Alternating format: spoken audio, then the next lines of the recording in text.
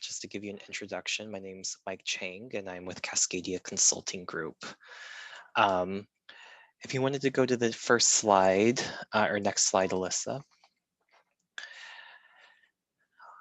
Before we dive into our presentations tonight, we wanted to just provide an overview of how to use Zoom webinars. So down below in your screen, you should have a Q&A function. And so we highlighted here in the red box. And so you can ask questions to the panelists using that Q&A function. In that, there are also, under each question as they're being asked, there's also ways to upvote questions that you like or you agree with. So definitely encourage you to use that. We also recognize that sometimes it can be hard to figure out some of these buttons and technology. And so if you're having trouble, you can also just directly use the chat. And so on the chat, you can have a direct line to the panelists today. And so you can ask your questions directly to them if the Q&A function and you're having trouble accessing that. You might have already figured it out, but we also are just clarifying and confirming that there will be no video and no audio on your end. So the only videos and audios you'll be seeing are the videos and, from the panelists. And finally, I just wanted to let everyone know that today's open house will be recorded and we'll be uploading that and available at our website, edmondsclimate.com, and we'll be sharing and referring to that website throughout. So with that, I'll turn this over to Kernan to get us started.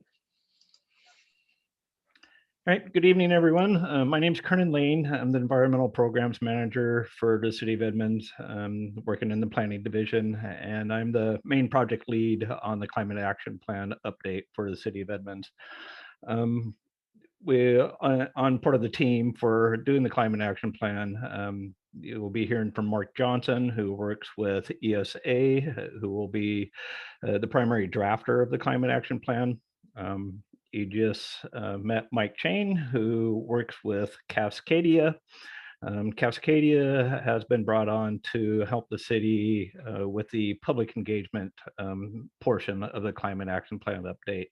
Along with Mike tonight, Alyssa Rodriguez and Signe Lindquist will be working with Cascadia to help with this open house. Normally at these open houses, I like to recognize some of the electeds that are here.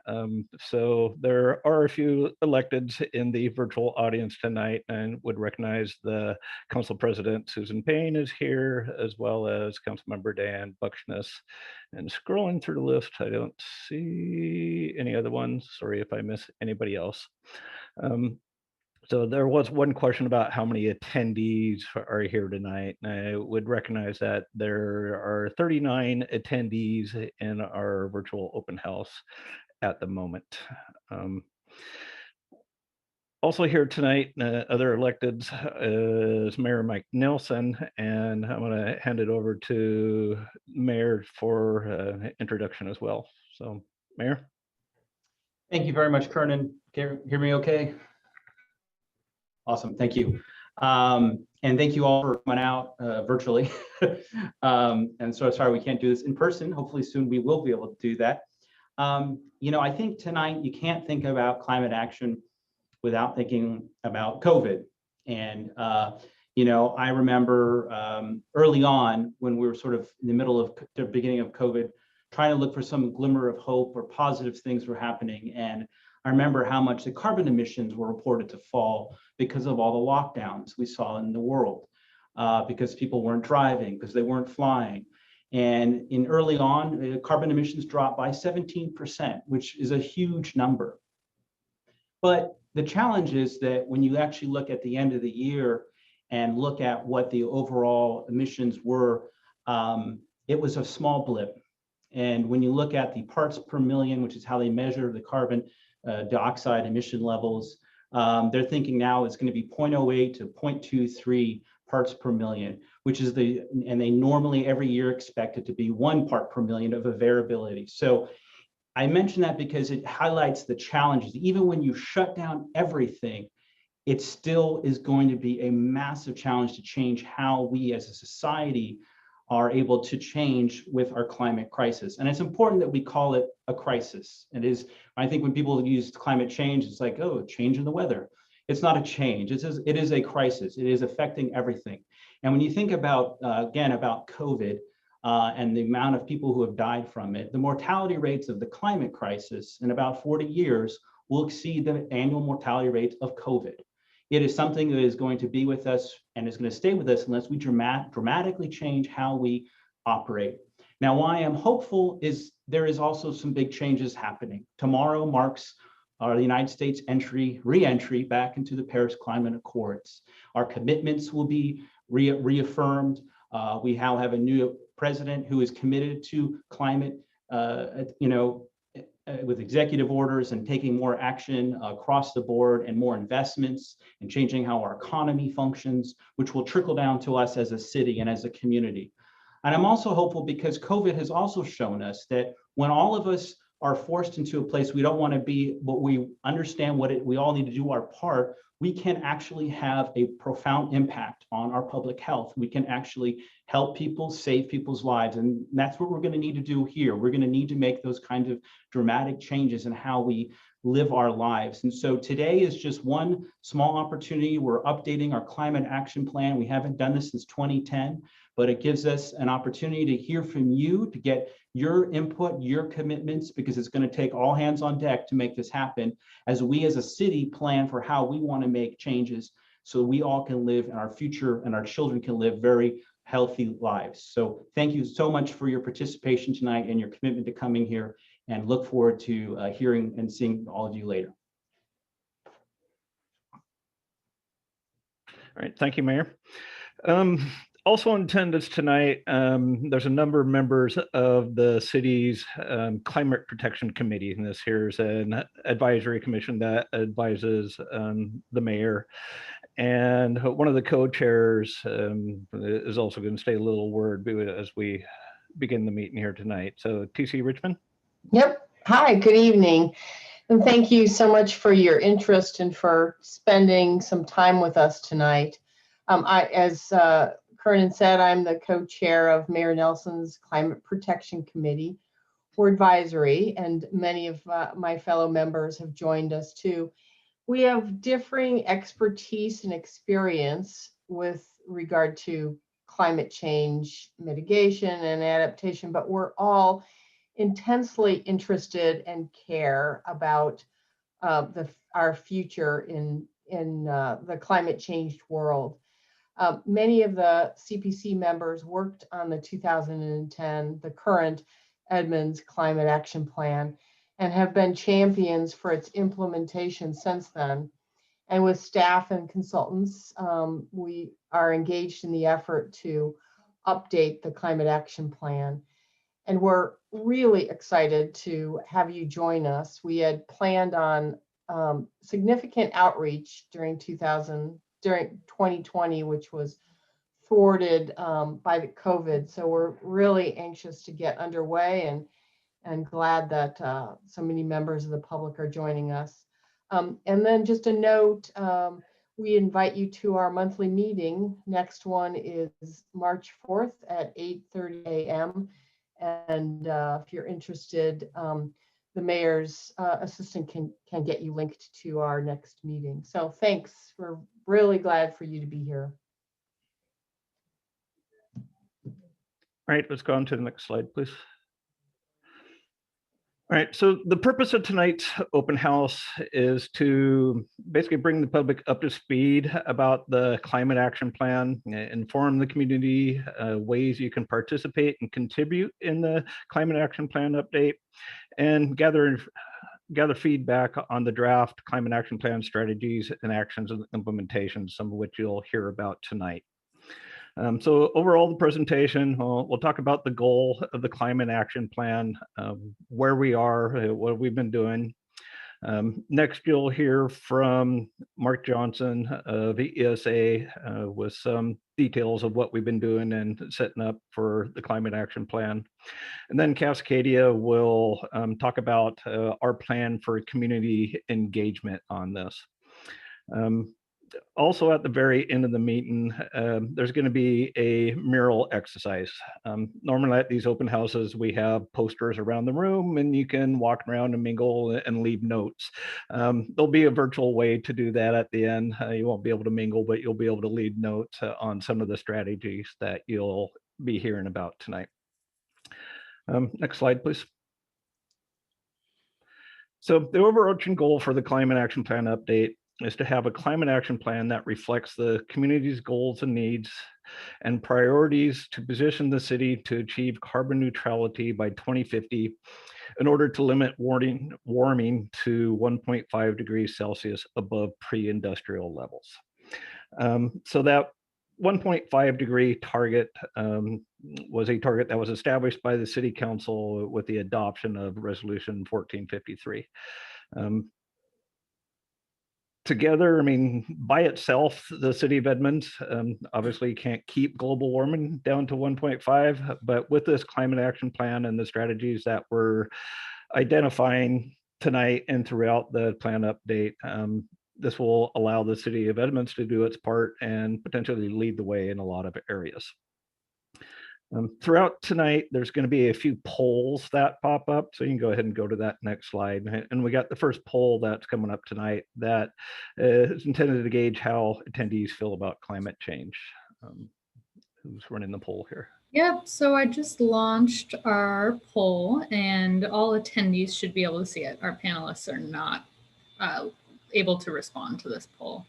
But the first question we'd like you to respond to is, in your view, how serious is global climate change? And then you've got 4 options: a very serious problem, a somewhat serious problem, not too serious, or not a problem. I can see responses coming in. That's great. And our second question is, which of the following most closely describes your understanding of global climate change? First one is, it is already harming people around the world and is getting worse. Second option, it will begin to harm people in the next few years, or it will not harm people for many years to come, but it will eventually. And the last one, it will not cause serious harm to people because they can adapt. I can see with that one, we're getting some great responses. And the final question here is, how concerned are you that global climate change will personally harm you at some point in your lifetime? Not concerned for myself, but maybe for the next generation. And then somewhat concerned or very concerned are the options here.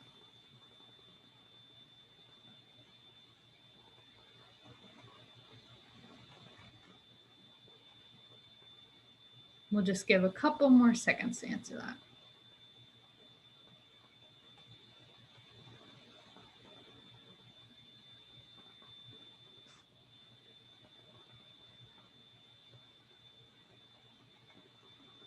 You can see 75% of people have voted so far. That's awesome. Make sure you submit your vote if you haven't already.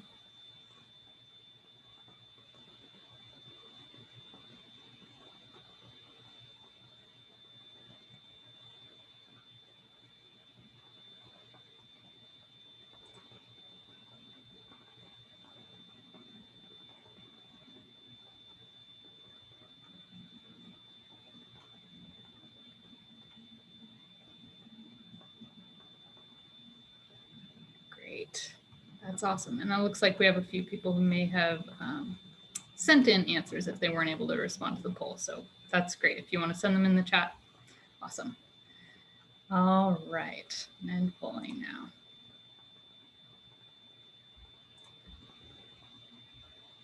And we're sharing the poll results here. 87% of people responded that they view climate change as a very serious problem. And we just had a couple folks respond to the other options on that first question. And the second question here, 89% responded, climate change is already harming people around the world and is getting worse, and about the same distribution of a couple folks on the other answers. And the third question here is a little more split. We've got 8% of people not concerned that climate change will personally harm them in their lifetime. 21% is concerned for the next generation. 18% is somewhat concerned, and then 53% of us are very concerned. Great, thanks so much for responding to that poll, and appreciate y'all working with our technology to respond to polls. We'll have a couple more later on in this presentation.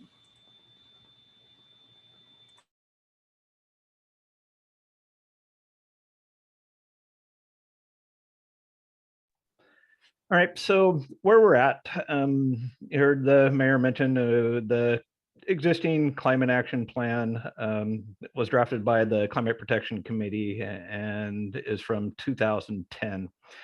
The current round of climate planning actually kicked off a couple of years ago with the adoption of Resolution 1389. It identified a number of action, which included a greenhouse gas inventory and also updating the climate action plan. We completed the greenhouse gas inventory with ESA's help in 2018. That was based on 2017 emissions. And there was another number of other actions that have been committed since the adoption of Resolution 1389, some of which you'll hear from Mark when he gets his presentation. The goal was to begin the climate action plan last year. However, with COVID, it sidetracked this as well as many other things in 2020. So we're kicking off the climate action plan update this year. And this is really the kickoff of the climate action plan update. There's going to be a number of opportunities for people to be involved in this. After the open house tonight, the next step will be a workshop next month, which has been scheduled for March 25th. And you'll be reminded that again at the end of the meeting, and there'll be links to that meeting as well. So tonight's presentation is really just an informational presentation to get everybody up to speed, let them know that we're kicking off the climate action plan, and then the workshop will require a little bit more involvement from the attendees. And I would note that we're up to 43 attendees now from the 39 that I mentioned earlier. So with that, I'll hand it over to Mark Johnson from ESA, who will dive into a whole bunch of technical stuff for you. Okay, great. Thank you very much. And I see what's got my first slide up here. So for a few of you, probably many of you, some of this will be repeat material because some of it we went over before, and we've been over in front of the City Council before, but just so that we get everybody kind of back up to speed.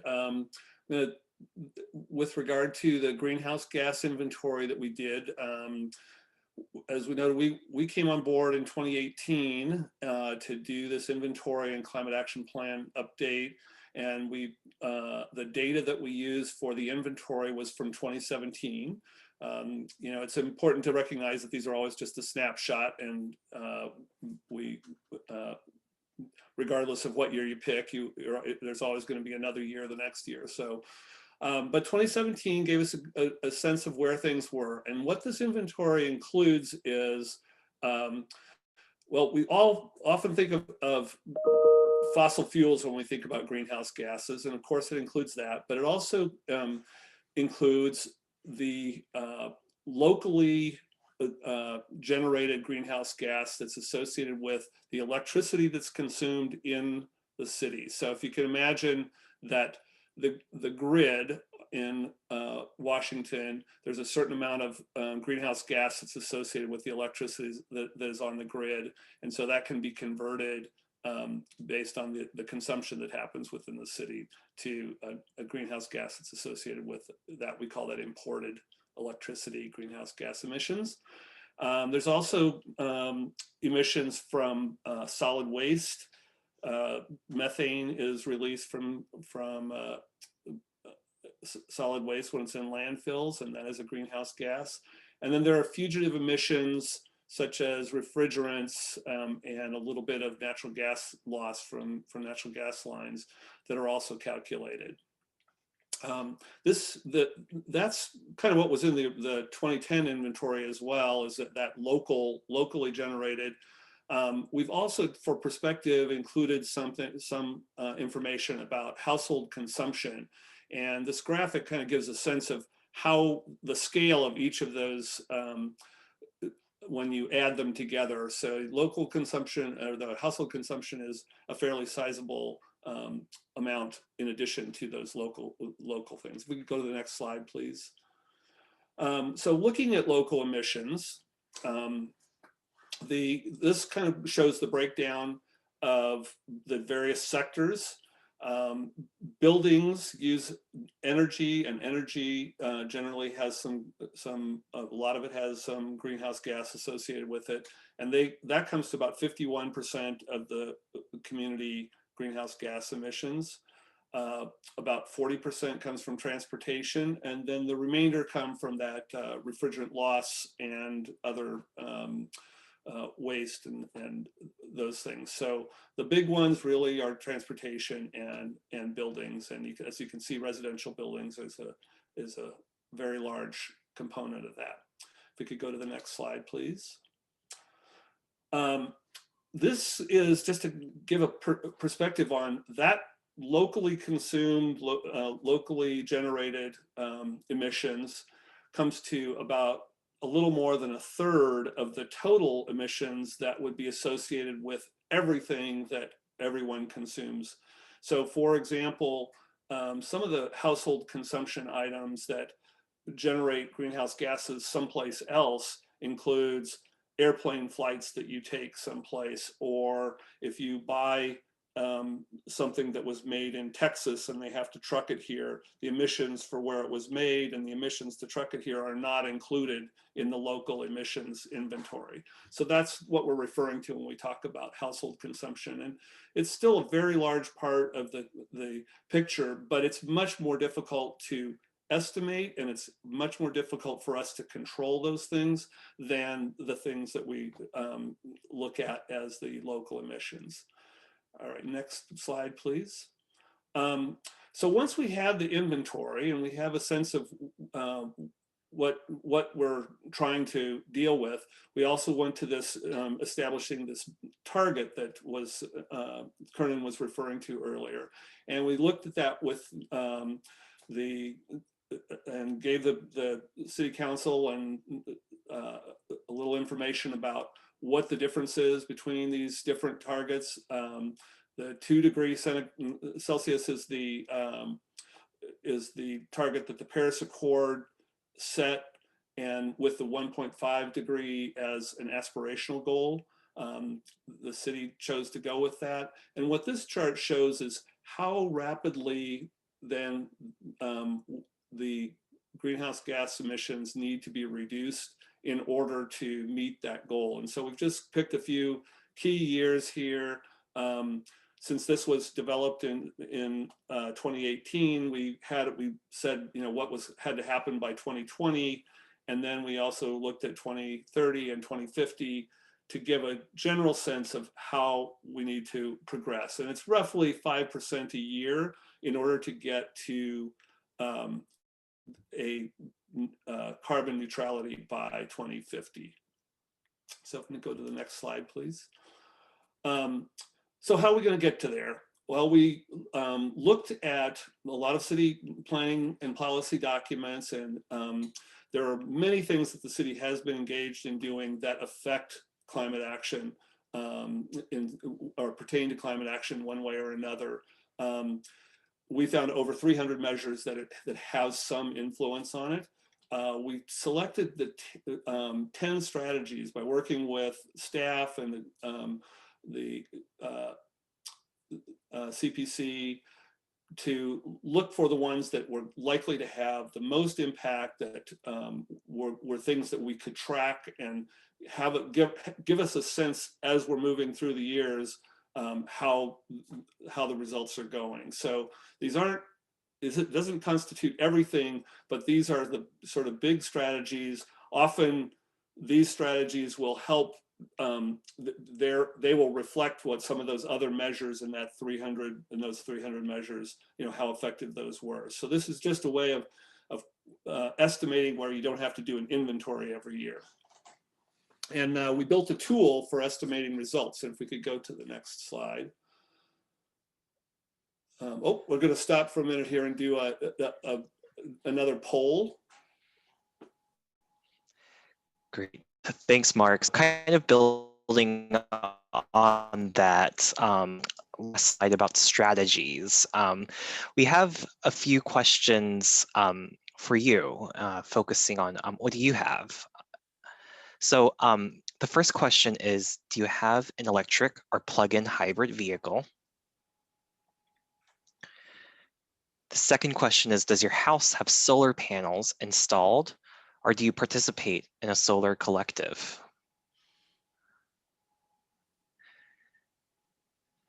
And the third question and final question in this set is, what is the primary heat source within your home? So some of the options are natural gas, oil or propane, electric baseboard, heat pump, wood stoves, other, or I don't know. So we'll have this for a few additional moments.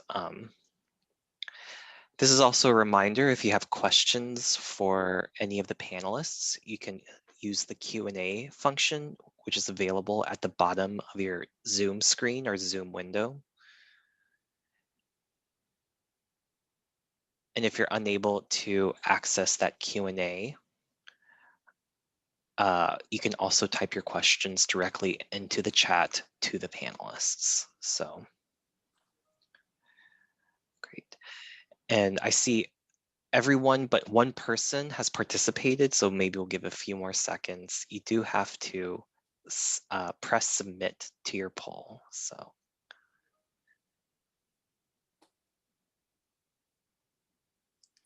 Great. And we're going to share the results now. So about a quarter of participants have an electric or plug-in vehicle. Almost a third have solar panels or participate in a solar collective. Seems like natural gas is people's primary heat sources for exactly half of attendees today. Electric baseboard is the second most common heat source, followed by heat pump, other, and then oil or propane. So great, thank you for participating, and I'll hand it back to Mark. All right, great. So, and where I left off was talking a little bit about the strategies that we're going to track. And we selected these 10 strategies. I'm not going to ask you to read all this, but we're going to kind of walk through a little bit. But they're basically in categories around transportation, waste and resources, and energy and buildings. So if we could go to the next slide. So on the building and energy solutions, we basically have some measures that look at replacing fossil fuels with renewable energy resources,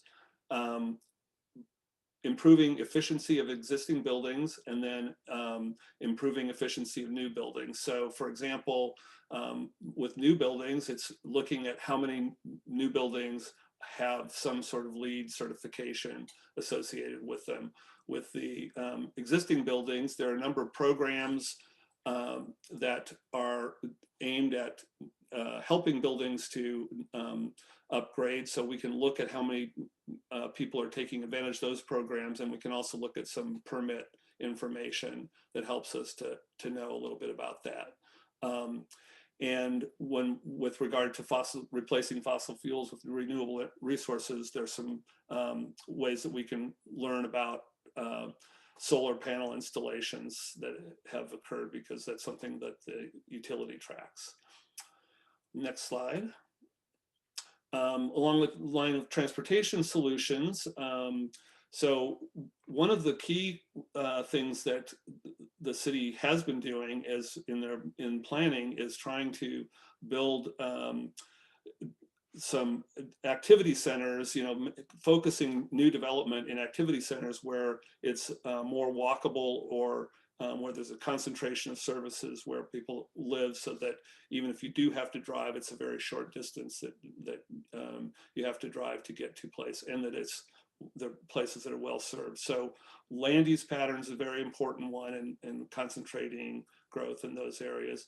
There's also promoting active transportation, such as bicycle commuting or walking as an alternative to driving, carpool and vehicle sharing, and then also getting folks into electric vehicles or other low carbon vehicles. And then one more slide, please. Along the lines of waste and natural resources, as I mentioned, solid waste is a source, and so reducing material consumption and in particular waste generation, diverting materials that are going to the landfill into recycling and so on, is a way of reducing greenhouse gases. And we've also included carbon sequestration, in particular focused on adding trees. I know that this is something that's near and dear to a lot of folks in Edmonds, and though it's not a huge contribution, it's setting a flag in the ground and saying we're going to try to increase the number of trees year to year, and so it's setting a goal out for doing that as a way of using trees as a means of carbon sequestration. There's also been a lot of discussion about the marsh restoration and looking at whether or not that will actually result in some carbon sequestration as well. So those are the resources, and then I want to go to the next slide and talk a little bit about what do we do with that information, and how does it get tracked, and how does it help us know how we're doing. So this looks maybe a little complicated here, but the top line shows a very simple business as usual forecast. It's this orange line shows taking the 2017 inventory and just the number of people, the growth in jobs and residents in Edmonds. This is where we end up. The line would be trending upwards. But we adjust that line down based on what we know about the efficiency of vehicles and the effect of energy codes and that sort of thing. We can make some adjustments to that line, but you can see that there's still a gap between that and the target, which is the green line running down there, and we have some milestones at 2035 and 2050. So that's the gap that we're trying to close, and that's what these strategies are intended to help us address. So we go to the next slide. So this is a snapshot using the tool, the estimating tool, putting all of those strategies and how much we think we can accomplish, or our first estimate, I should say, of how much we think we can accomplish in each of those strategies. And where that will put us in the year 2035. So on the left-hand side, you see the 2017 emissions. On the right-hand side of this graph, you see the emission, where we want those emissions to be by 2035, roughly cut in half, not a little bit higher than half, but just roughly. And you can see these reductions that we are expecting that we would get in energy, in transportation, and in waste. And then we have a gap that is what we need to come up with more strategies in order to fill that, to get to that. Now that was an estimate that we did early on with the tool. Now going to the next slide. So we've made a little progress since then, and also had some favorable things that have happened out in the world. You'll notice in this graph that that blue line, that adjusted business as usual forecast, goes down a lot more steeply. That's that light blue line. And that is because in 2019, there was the clean energy bill was adopted in the state, and there were actually a number of bills that affected, but most notably affecting our business as usual number here is the electric grid must be carbon neutral by 2030. And what that does is it means that if you, for everyone that's using electricity in Washington state, by 2030, the electricity that you're using will be carbon neutral. So this has a tremendous effect in the short term, in these next 15 years here in helping us to reach our targets.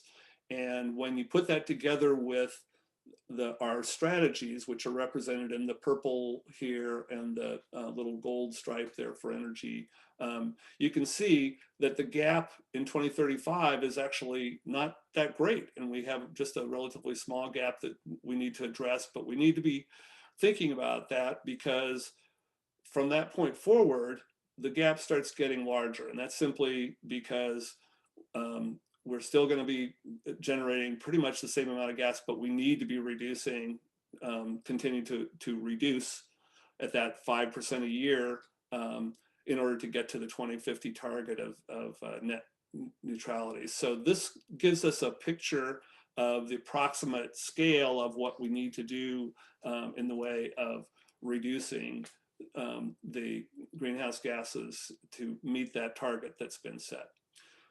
If you could go to the next slide, please. So how are we going to do that? Well, as I said, the largest gaps are in transportation and residential energy, and there are more things that could be done in that area than those 10 strategies that we've adopted. And some of those strategies, we could look again at whether or not we could be more aggressive in the numbers that we estimated initially. That's what the next workshop is going to be about, is going to be looking at thinking, brainstorming kind of setting about what the possibilities are, but also talking about what's really practical and reasonable and what needs to be taken into account to think about what's going to work best in Edmonds. In the context of that, I want to talk a little bit about some of the market forces and other regulations that are going to help. So if we could go to the next slide. There are some things that are helping to move us in the right direction. One is that all auto manufacturers around the world are expanding their electrical vehicle production. And notably in the United States, GMC recently committed to end gas vehicle sales by 2035. So I can tell you right now that I know the number that we estimated for 2035, we did not anticipate that GMC was not going to be selling any gas-powered vehicles by 2035. So we grossly underestimated, I think, how many electric vehicles will be adopted by then. And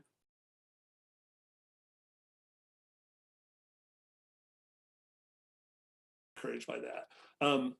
In addition, federal auto efficiency standards are likely to get even more aggressive than was reflected in our business as usual adjustment. And the reason for that is that we had used the more conservative reductions that were the position that the previous federal administration was pursuing. But because now the new administration is looking back to the Obama era standards, and all of the US automakers have said that they are willing to go along with those, we can expect that there will be much better auto efficiency standards. And that helps get the greenhouse gas down from those vehicles. In addition, we will have, like I said, ongoing decarbonization from through the clean energy bills. Solar power and battery costs have been going down dramatically over the past 2 decades, and especially the last decade, and they're expected to continue to go down, and new battery technologies are being developed as well. And then heat pumps, which are, definitely cost more to purchase and put into a house, but at this point, they're so efficient that when you look at over the life of the equipment, they actually cost less to own and operate than do gas furnaces, which have traditionally been in the Northwest the least costly way to heat homes. So just that economic fact is probably going to change a lot of new building going forward. And then finally, there is sequestration technology being developed. A lot of this is actually going on in the private sector, and there is some possibility that there will be ways that sequestration can happen, technological ways that sequestration can happen that can help us. So that's kind of paints the picture that we have going forward before we go into our workshop, and sets the setting for what we want folks to be thinking about. We have one more poll. Great, thank you, Mark. And we'll just launch that now.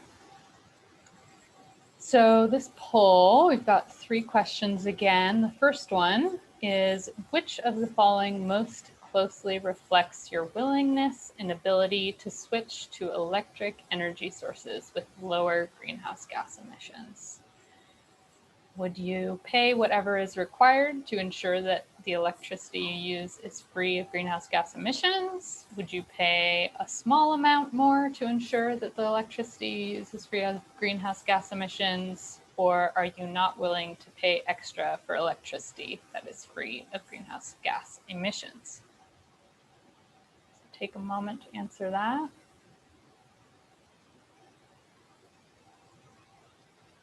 Excellent. And our second question is, do you plan to change any of the following from a fossil fuel dependent technology to an electric-based technology the next time you make a purchase? And our options here are heating system, hot water, cooking, a personal vehicle, or your home and vehicle are already all electric.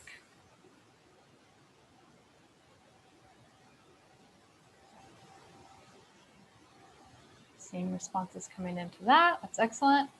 And then the final question is, who do you think has the greatest responsibility to address climate change? Is it private residents, the business sector, local government, state government, or federal government?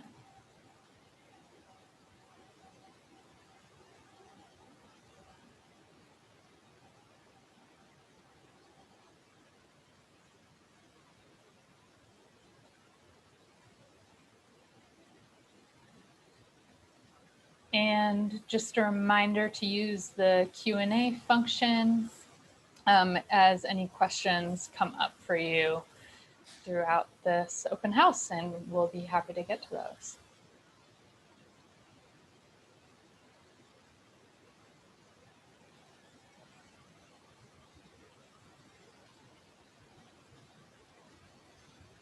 We're just waiting on about 10 more people to respond to this poll, so make sure that you hit the submit button, and I am going to end polling in about 30 seconds.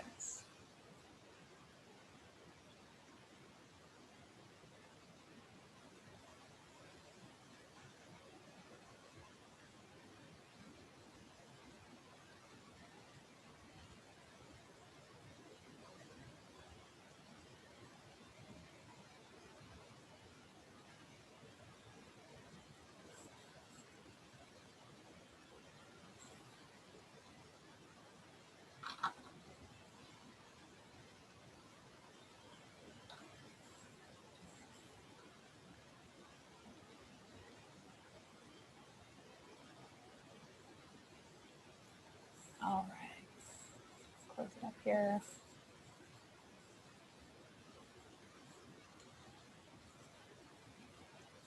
And it looks like we were split mostly between the first two responses in our first polling question. 40% of people would pay whatever is required to ensure electricity is free of greenhouse gas emissions. 57% would pay a small amount more to ensure this. And one person is not willing to pay extra.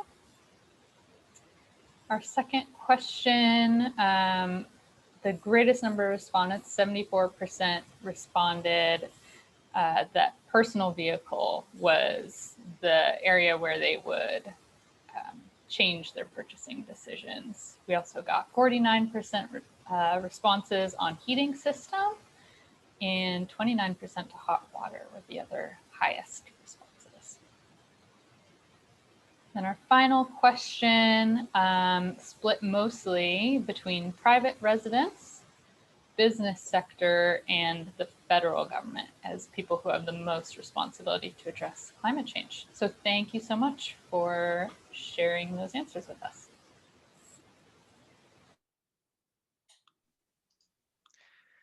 Great. Well, thanks to Kernan, to Mark, and to Signe for covering the polls in the previous slides. So you heard from Mark about what's been done and kind of the state of where we're currently at. And so I'm going to go over the opportunities for engagement over the next year. So as you can see, there's a lot of different considerations when we're thinking about the climate action plan. And this is why it is critical that we hear from you and the Edmonds community about your priorities and concerns when it comes to resilient city and community practices and policies. This year, we will have multiple opportunities for you to participate within the climate action planning process. What we hear from you and all members of the Edmonds community will inform this climate action plan. We're also interested, and this is really interesting, especially considering the results from the previous poll, and hearing what are the new ideas you may have for solutions for Edmonds to address climate change, especially considering that the two answers that had the most votes were private residents as well as businesses. So from this timeline, you can see our very first step was materials development. So we just wrapped up developing some of our project materials, all of which are available on our project website, which I'm putting in the chat right now. So please take a chance to go through that website and see what we've done so far. We've already, as you can see, we've also moved into the second iteration of spreading the word. So we have our open house tonight as a kickoff for this process again. We're also planning to have our first community workshop, which is planned to be on March 25th. So that was just recently decided. So we haven't publicized that yet. So y'all are the first to know, but March 25th will be our first community workshop. We'll also have a community feedback survey occurring over the next month or so as well. We did get a question to the panelists about the survey questions tonight being a limited group of Edmonds residents. And so we just want to know that these poll questions tonight were just to get the balls rolling and everyone thinking together. But we're going to have a survey that's going to address and hopefully reach a broader cross-section of the Edmonds community. The feedback that we receive from the first community workshop and our first community survey is going to influence our second workshop, which we're anticipating to be held in the late summer or early fall. Lastly, at the end of this, we'll consider all the public input we've heard over the past year from the Edmonds communities, its city staff, and its leaders, as well as its implementation partners throughout the process. And this will inform a final engagement report that we're going to serve as an addendum to the climate action plan, so we can be transparent and document each step of the engagement process. Also, we just wanted to let you know that we have our project inbox is always open for you to submit feedback. Our email is climateaction@edmonds.wa.gov. And so I'm going to put that in the chat. You can also use that email to sign up for regular notifications to let you know of when opportunities for public input are upcoming as well. So next slide, please. So again, we wanted to go over next steps. There's multiple ways that you can get involved. Again, our website will be our one-stop shop for the most up-to-date information, upcoming events, and project materials. You can also email climateaction@edmondswad.gov to sign up for regular updates as well. Some of the near-term things that you can do is put March 25th on your calendar. That's when we're anticipating to have our very first community workshop. We'll also have a survey about today's open house and its experience after you close out of today's Zoom webinar window. That should pop up for you automatically. And finally, after we go over the Q&A, my colleague Alyssa will be going over the mural boards, which just kind of simulates some of the poster boards that you're able to view and comment on when we used to have in-person open houses as well. So with that, thank you all again for attending tonight. And so we're going to transition straight into our Q&A portion of tonight. So I'm going to be helping moderate this.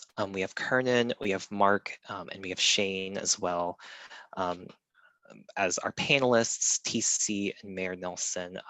There might be some questions that might also be potentially relevant for you all, so definitely encourage people to provide answers.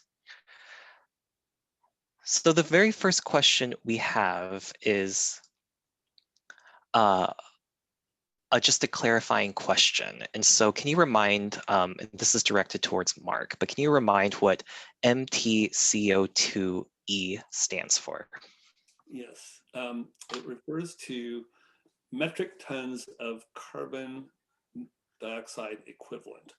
And what that means is, since there are many different types of greenhouse gas, in each of those different types of greenhouse gas, carbon dioxide is the most common one, but each of those different ones, whether it's methane or freon or whatever it is, it has a different effect on the climate, on the atmosphere, and there's a kind of an equivalency that's done by looking at how much is it relative to how much carbon dioxide does. So, for example, methane is something like 27 times as much of a warming, has 27 times as much warming effect, if you will, as carbon dioxide. So when we take the amount of methane that we see, we multiply it times 27 to get the equivalent. So that's what that refers to. And the metric tons is just simply because that's a convenient unit for getting these kind of large scale community measurements. Great. Thank you, Mark. So the next question is, this is in relation to our one of our polling questions. So and for the heat source question, it would be interesting to know what other is. In our case, it is a mixture of natural gas and radiant electric. So I wonder if someone had other types of examples of what other types of heating sources could be. I might just chime in there that we didn't think of how we could easily poll for all the different possible combinations where people had these kind of hybrid systems like that. So appreciate that input that someone has those two kinds.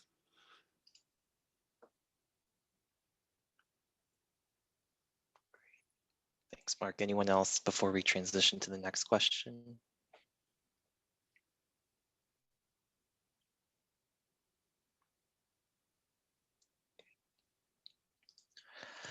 So I see in the attendees, there are hands being raised. So because this is a webinar, we're encouraging people to use the Q&A, as well as if you're unable to access the Q&A, to type your comments or question into the chat and we can share it as well. So thanks. So the next question is, at some point, can you cover the change in emissions between the two most recent greenhouse gas surveys?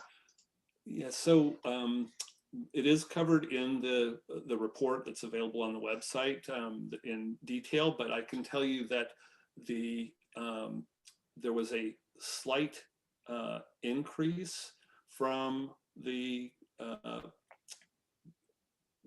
survey that was done based on 2009 data, as I recall. There was a slight increase, not as much of an increase as there had been an increase in population, but we take that a little bit with a grain of salt, because we believe, since the protocols that were used in 2009 have changed in more recent years, we think that the new one is more accurate and that the older one may not include as many sources. So it's a little bit hard to compare them apples to apples, because the methodology was slightly different just because of improved protocols.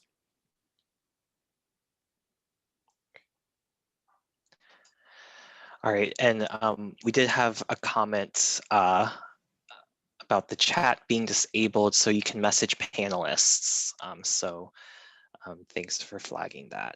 So this next question is, do you feel confident that city policy around electric vehicle charging stations will keep up with the expected increases in battery electric vehicles and plug-in hybrid electric vehicles, especially regarding with expected Biden administration incentives?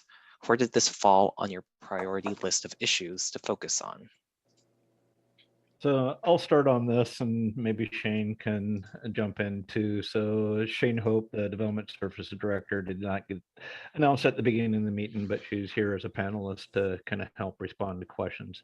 I do know that the City of Edmonds is looking at our EV charging stations. I think there is a code update that has begun this year, and so that is kind of a high priority to look at as one of the items that we can tackle while we're developing the climate action plan. So I think that is up there.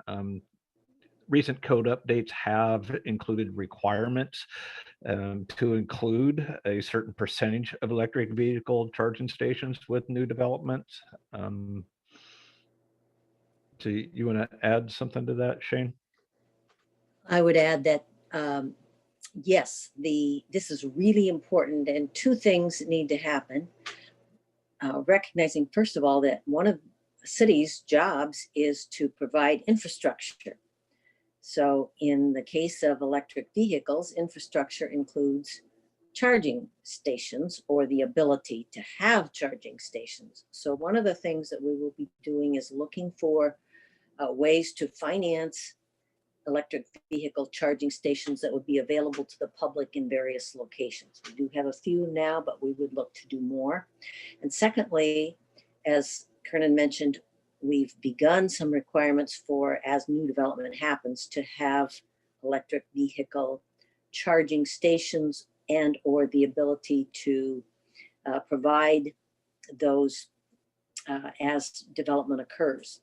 But we are looking to increase those requirements with development. And so that's something our city council is supportive of in concept, and we will be working on making those requirements, adding those requirements. It's so much cheaper to do it when a development is happening. It is more challenging to retrofit. So we're looking to do as much as we can, and then we'll look for other things. We hope to partner with our electric provider agencies and others. And there's a whole bunch of emphasis going on right now at the state level on ways to do this, that is, provide or ensure more electric vehicle charging. So it is a high priority for our city.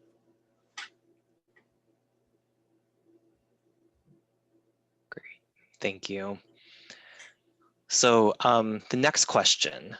So I noticed that the 2020 goals, there was a reduction of 13%. Do we have statistics yet to know if we met that goal?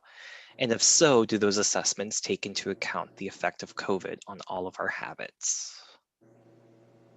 Short answer is no. We haven't gone back and reassessed any of these metrics since doing the initial inventory. The goal, the target that we just set was just set in the beginning of this year, and so, or maybe it was in December, but it was just recently. So we really hadn't kind of settled on what that target was going to be before this, and I suspect that there will be some effort to look back once we get closer to the end of this process to sort of look again at what the baseline is.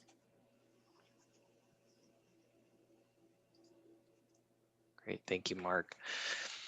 The next question is, can we do anything to stop mature trees from being clear cut by developers in Edmonds? I'll take that. There's actually a few questions related to the new tree code that's going on right now. So there is a tree code that's being considered by the city council right now that is focused on retaining more trees when sites are developed. So that's at city council right now, and it is being considered at the moment.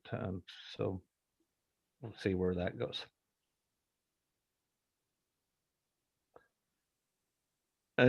Should I address a couple of other tree code questions and kind of sequestration too? Yeah, if you can you also read the question before you address them for the audience?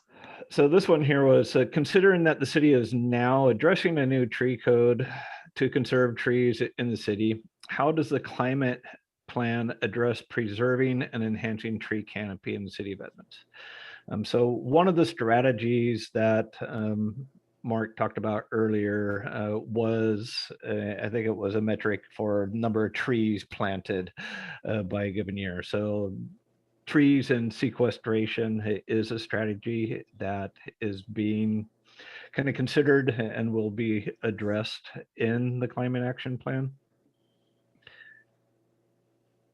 Was there another one?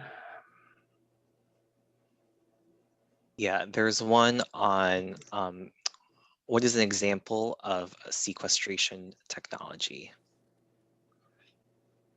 You want to talk about the technology part of that, Mark? Sure. So there are a number of things that are being looked at, but there are actual technologies that are looking at either injecting carbon into the ground, being able to extract it, or extracting it and using the carbon dioxide, directly extracting it from the atmosphere and then making it into a useful product. I mean, if you think about it, and this might surprise you to know, but soft drinks, all that carbonation that goes into soft drinks is almost all of it is generated by fossil fuels. So if there's a way to capture carbon dioxide out of the atmosphere to put it into soft drinks, then you have a net zero way of getting your carbonation in your soft drinks. And so that's not the only industrial process that uses carbon dioxide. There are actually quite a lot. So that's a one aspect, for example, of sequestration, looking at ways to extract it. This is TC. I have another kind of fun example, and that is the development of the use of carbon emissions from plants and using them to inject and actually as an ingredient of concrete. And that's more and more common and is developing fairly rapidly. So look for that fun development. Great, thanks TC, thanks Mark. And we have one more tree related question, so might as well knock all of these out at the same time. So in regards to using trees to capture carbon, are certain varieties better, and where would we plant them? And I don't have an answer straight up to that. I was reading an article kind of earlier today about sequestration. It's actually a tree farm down in Lewis County that is doing sequestration. I think the longer living a tree is, that carbon that is sequestered will stay sequestered. I don't know about the varieties as far as like how fast they suck carbon out of the atmosphere. I don't know if you know Mark or 2C. I can just say that generally speaking, that fast growing means that's growth is made from extracting carbon dioxide out of the air and turning it into cellulose. So that's one way to look at it, is a faster growing tree is going to sequester faster. But as you say, if the tree is short-lived, then it's going to decompose and it's going to release that carbon dioxide again. So both those things need to be taken into account.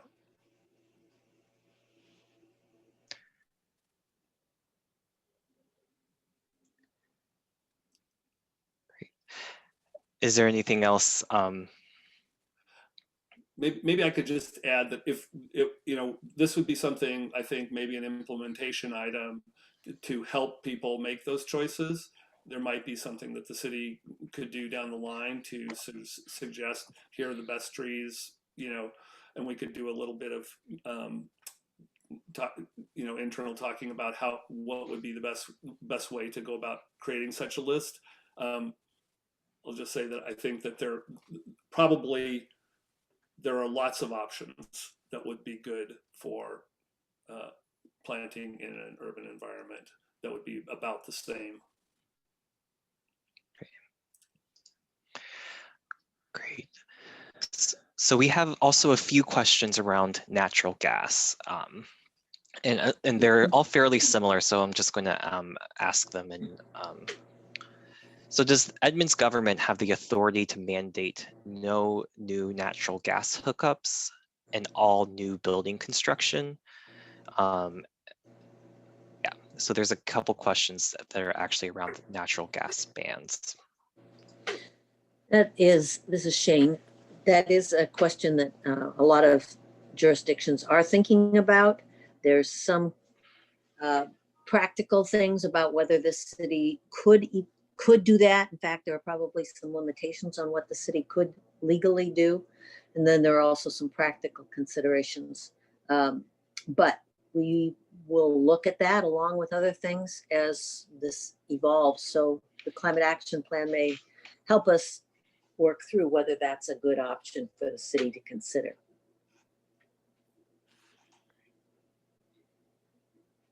Thanks, Shane.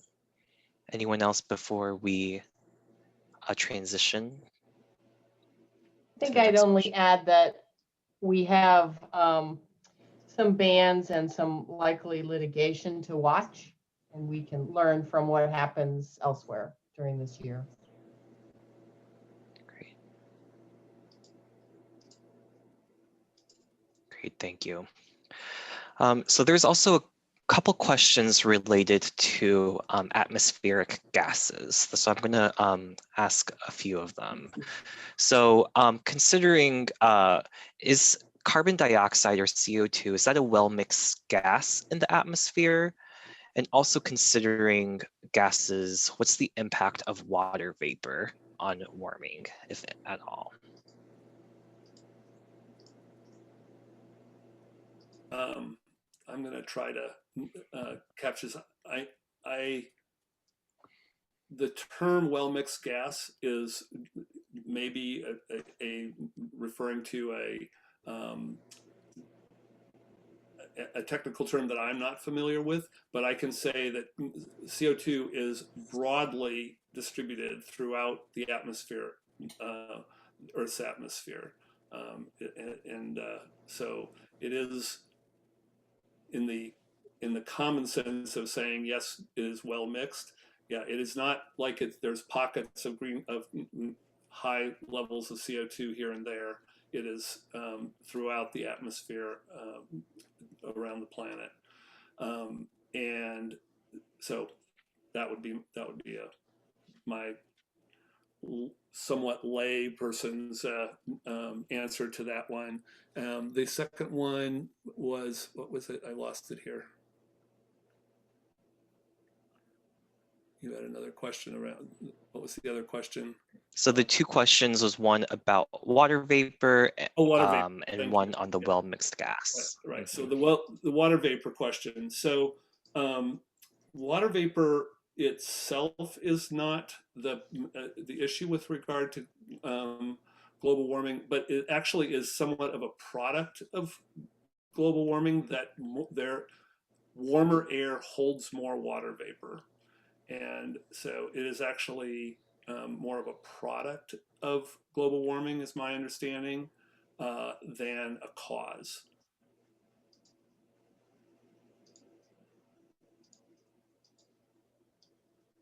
Great. Thanks, Mark. All right, so the next question is, what practically can Edmonds really do to affect carbon reduction through zoning, through regulation, building standards? So all of those are questions. This is Shane Hope. There are probably a lot of things the city can do, but we also recognize that the city by itself cannot accomplish everything that would be desired. But some examples of things that the city can do include what we as a city entity do with our own buildings and with our own practices to be as conservation minded as possible and to reduce energy where possible, as an example. In addition, we have just adopted new energy standards consistent with the state's newest standards that will require reduced energy through different types of means in new buildings or significantly remodeled buildings. So that's a big plus that helps us get there. We will also continue to look at what we can do with zoning and with providing for options to driving. So for example, more ways that people can bicycle or walk safely to places. Those are all part of what we are trying to do. And we'll continue to look at other ways that our city can help promote both as an example and through programs and incentives, as well as requirements if needed. So for example, with the electric vehicle charging that we would require with new development, those kinds of things as well. Great. Oh, and I should mention, obviously, also adding to our natural resource and our environment through things that we do to protect our open spaces, to add trees, including street trees in places. So there are a lot of different things that we as a city can do, though we need everybody's help. That's why we're in this together. Great. And that's a good segue into the very next question. So that last question was about cities, and this next one is more about individuals. So if residents could pick one thing to do or change to have a positive impact, what should we do? So I'll try to take that one. The simple thing I would say is to look at the things that you do, whether it's heating your home or your hot water or cooking or driving a vehicle, that use fossil fuels, and look at which of those you can, which is the next most logical one to try to convert to electric technology. That would be my most straightforward way that I'd say what residents can do. And I would say you can make a substantial difference in your own carbon footprint simply by making that change, because we have fairly clean electricity already, and it's going to be carbon neutral by 2030.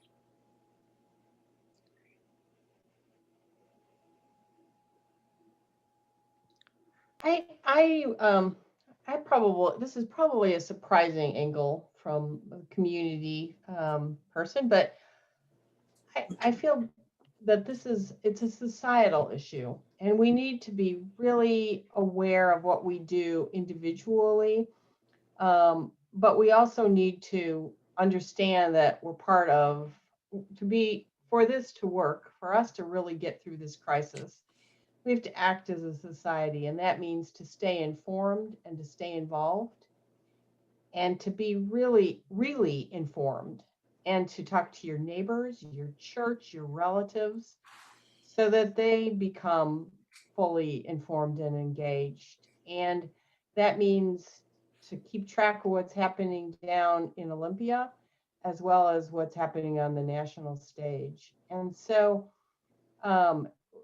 and where you invest, where your investments are, all of that is going to be necessary. So as an individual, I think it's going to be really important that you are aware of everything that you do that affects climate change and where you can be part of the solution in all aspects. It's going to be a full out effort. So in picking, rather than picking an EV vehicle, I would say be a very engaged, informed citizen. So before we go into our next question, just doing a quick time check. So we had 7:17, and we have our Q&A session going to about 7:30 tonight. So we'll try to get through as many of these questions.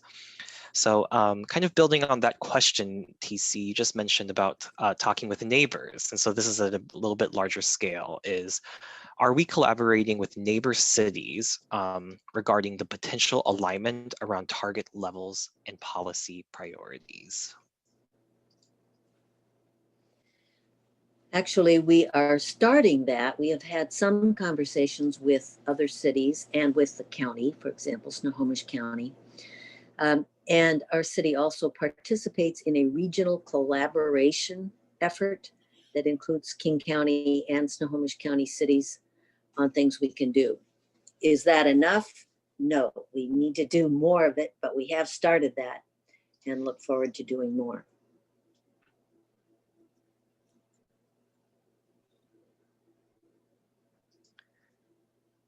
Great, thank you. So the next question, so at least a lot of the attendees today thought that the business sector had a lot of responsibility for addressing climate change. What's the role of the business sector, and do we have a sense of how they feel about this? This, I guess, being the climate action plan. We are actually looking forward to working with our business community a great deal as we develop this climate action plan update. I would say that we do already participate in a group. I'm trying to remember what the name of it is, but it has to do with businesses that are interested in being green. And so we have several businesses, half a dozen or a dozen businesses already in Edmonds that are actively participating in this group. And they try to do a lot of environmentally responsible actions and advertise themselves in that way. And so we think that's one good step, but there's more to take. And so we look forward to working with our other businesses. One of the things that probably everyone knows is that in Edmonds, we have regulations that require businesses to use compostable materials and recyclable materials and so on. So that's one step. And we look forward to exploring that further with our businesses. Thanks. So that business program was the Green Business Program, and I just went to the website. It looks like there's about 24 Edmonds businesses that have taken that Green Business Pledge. Good, thanks, Kernan. I might just add in there that I think that when people give that answer, that they may be thinking of businesses beyond Edmonds as well, and think about the climate pledge that has now attracted hundreds of very large corporations around the world that are making pledges to get to net neutrality by 2040. So they're going to be a very big factor. The businesses are going to be a very, very big factor in whether or not we can meet the targets in the long run, for sure. Thanks.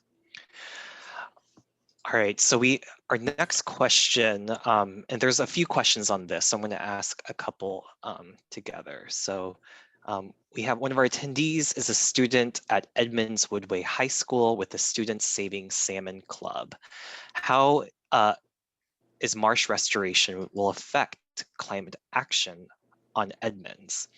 And then there was another question about blue carbon, so really related to marsh restoration, is when the marsh, of course, when restored, will provide blue carbon.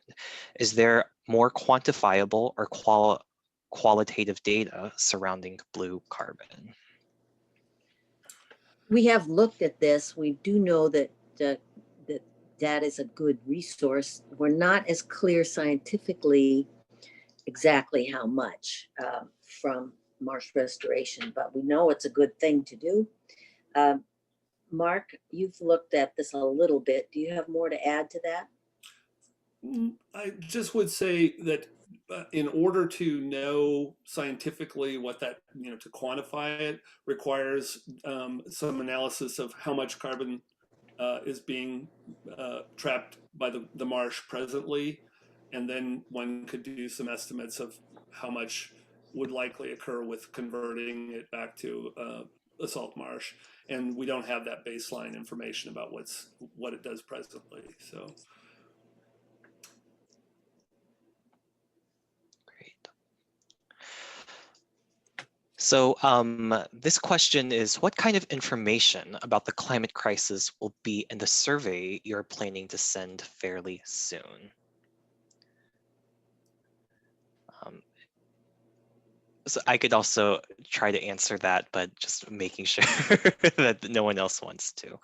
So I'll start if someone else wants to jump in. So the surveys are really an opportunity for us to hear from you about the strategies and actions that we're potentially considering to be part of the climate action plan. So a lot of the survey will be intended for you to react to the potential considerations and the potential solutions that we're considering for the climate action plan. In addition, if you remember from Mark's presentation, there is a gap between the projected reductions in greenhouse gas emissions with the goal that Edmonds has set. And so there's also going to be opportunity for us to continue brainstorming as a community about what other actions could we be including in the climate action plan that we might be missing as well. So I didn't know if Kernan or Mark or if anyone else wants to add anything else. No. Great. So the next one, I'm good. Oh, great. Next question. So we still have about 8 questions to get through, though some of them are the same, and we have 6 minutes left. So I think we're on a good track to hopefully answer all of them. So considering that this is a climate crisis, is there any way to speed up the planning process? Must it really take a year to do so? So there are other things that we can be doing while we're updating the climate action plan. So we talked about the electric vehicle charging code updates and policies that we're pursuing right now. The city of Edmonds has had a climate group within the city that we're looking at actions that we can take in the meantime. It does take time to develop these plans and make sure that we have public involvement while that goes on. So it takes time to do these plans, but that doesn't mean we're just kind of sitting back and not taking other actions while the climate action plan is being adopted. Shane? And also just pipe in that I think the process, just the process, the public process is almost as important as the product. It's really important that we use this year to get the word out and have people participate and really get ownership of this. So a year seems like a good time. And Yes, I would echo that part of this is really about helping the rest of our community be aware of these things and looking for ways that they can participate in ideas and knowledge. But as Kernan mentioned, we're not stopping during this process. We're continuing to work on things as we go along to deal with this. Great, thank you all. So the next question. So the state of Washington has now provided certified carbon emissions for each utility. As Edmonds is now served by Snohomish PUD, or SNOPUD, which has been certified by the state as almost zero carbon emissions, does that change our graphs? So yeah, this is a kind of an important point about the way in which there's an international protocol for doing the inventories that says that we should use the carbon that's on the regional grid as opposed to what one or another individual provider has under contract to purchase in the way of energy. So that's a complicated way of saying the protocol that we're using does take a more conservative approach to it, and in a sort of practical way, you should understand it this way: is that everybody takes their electricity off of the same grid. All of the utilities are all connected to the same grid, and peak demand is met by right now by some sources that have some carbon in them. That we have some natural gas generation facilities in the state, as well as we still have one coal plant operating, and so that's where the carbon that's in the regional grid comes from. And until those things have been completely neutralized, there still is technically in the electricity that comes into your home, you're pulling on that same grid that's got that carbon in it.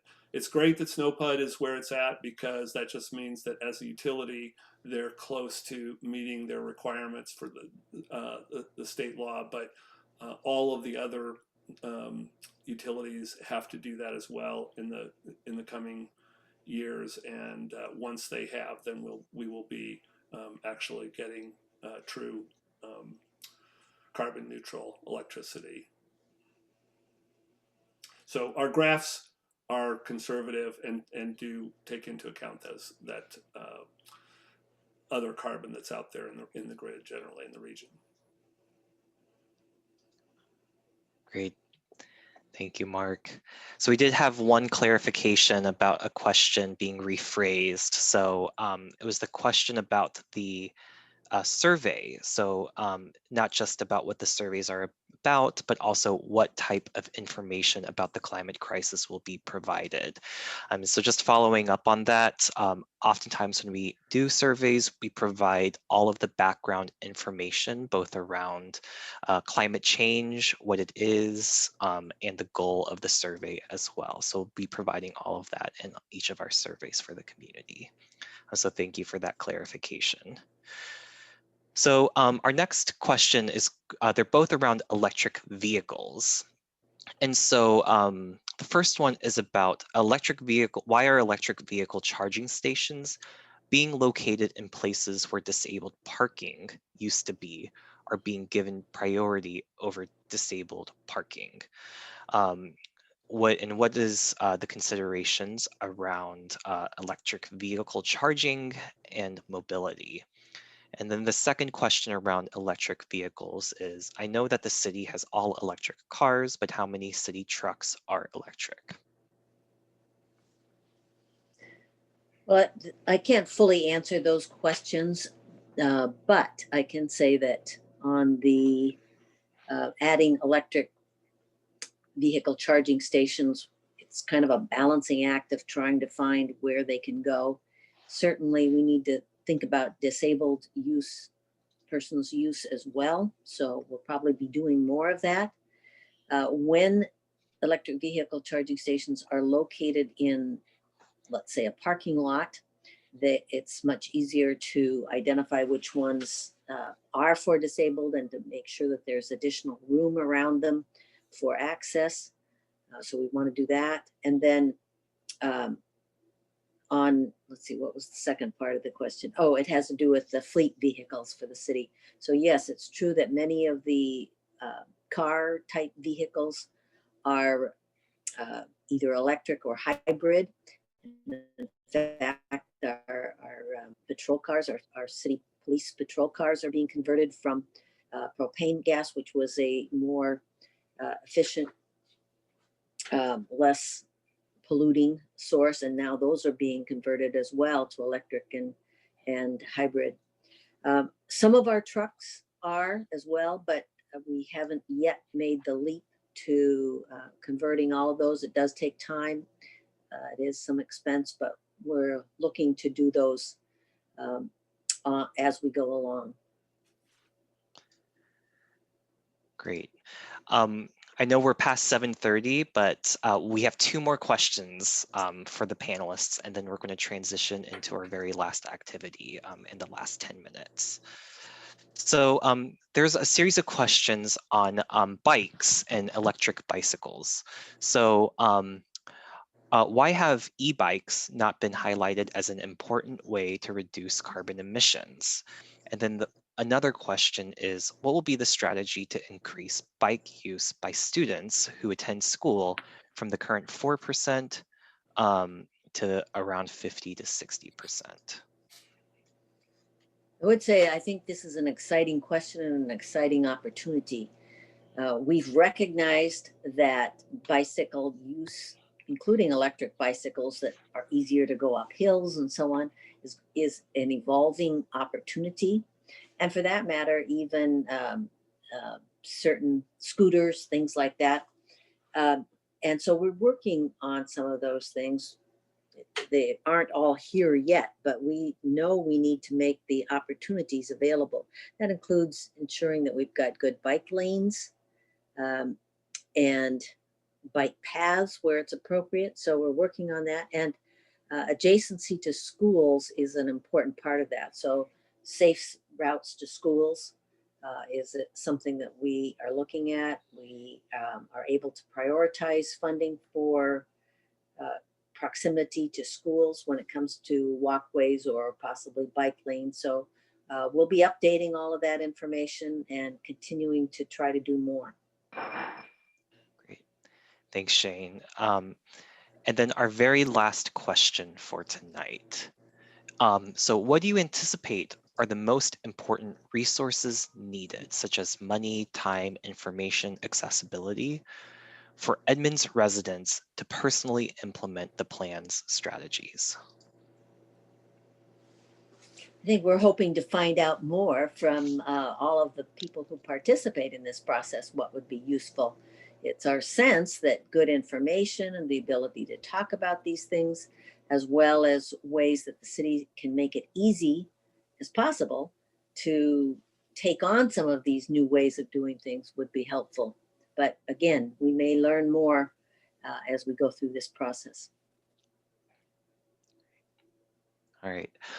Well, thank you all for asking those great questions. Thank you to our panelists for being patient as we've go through all of them. Again, as a reminder, if you missed some of the questions, that this open house is being recorded and will be available on their website to view afterwards. So with this, I'm going to transition over to my colleague, Alyssa, who's going to walk you through Mural and the exercise. Great, thank you, Mike. So thank you everyone also for hanging on until the end. For our last activity, we will be doing a mural board. So I just put the link in the chat, so everyone should be able to access it. But so it's essentially a interactive whiteboard. So as if we were all in person getting to go look at boards together. So it starts in the upper left-hand corner, and you can use this bottom like zoom to navigate. And you can double click anywhere to add a sticky note and to type your own answer. And so it will walk you through the main topics that we talked about tonight. So the first is just about a climate action plan. And then if you scroll down, there should be some more information about the 2017 community greenhouse gas inventory. And if you have any questions or comments, feel free to leave them anywhere. And then more over to the right side, there are all 10 proposed strategies listed. So if you have any questions or any comments about anything, you can just double click and leave a note for us, and we will go back and look through all of them. And I can show you what it looks like as well from my end.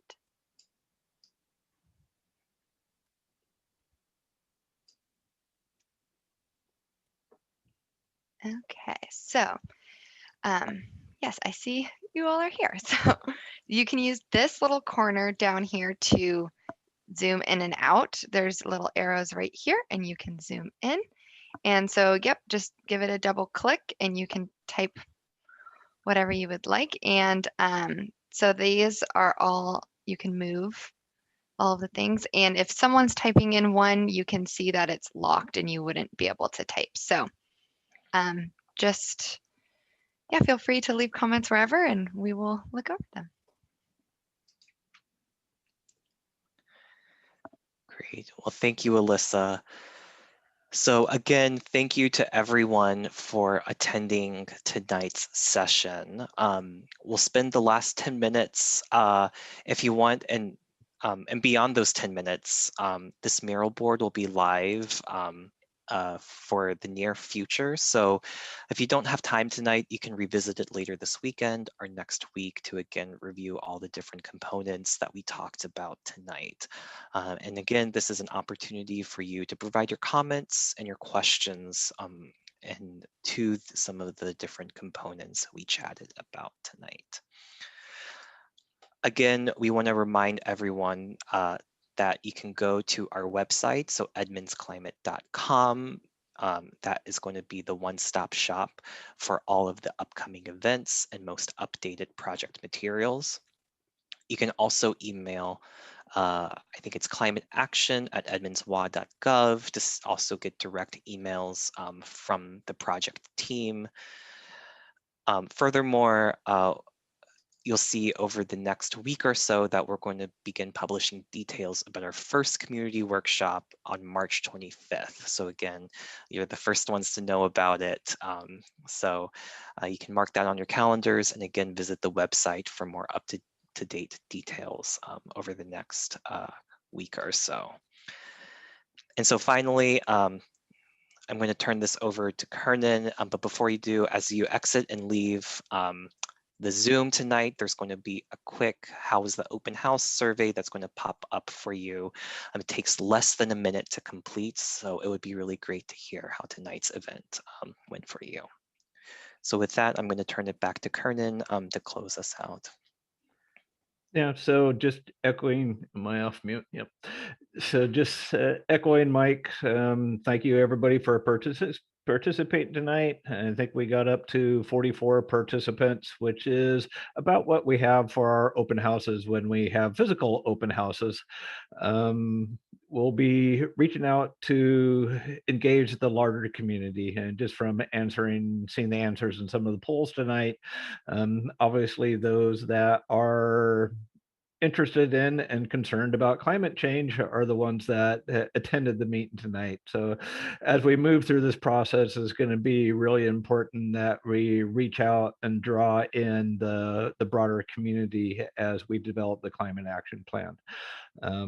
So thank you. I have the mural open and I see a lot of people in there moving stickies around and working on that. So that looks like that's working smoothly on that. So thanks everybody and stay tuned. There'll be more to come. Thank you all. Great. Thank you all. Good evening.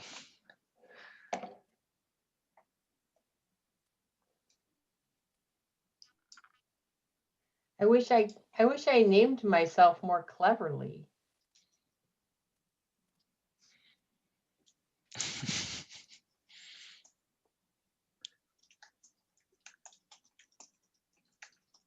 Are you looking at all the animals that are on there in the mural? The visiting panda and elephant and is that the default? Just when somebody goes in, it gets named some animal? Yeah, Okay. everybody gets an animal, but you can say your name. Fun. Great. Thank you.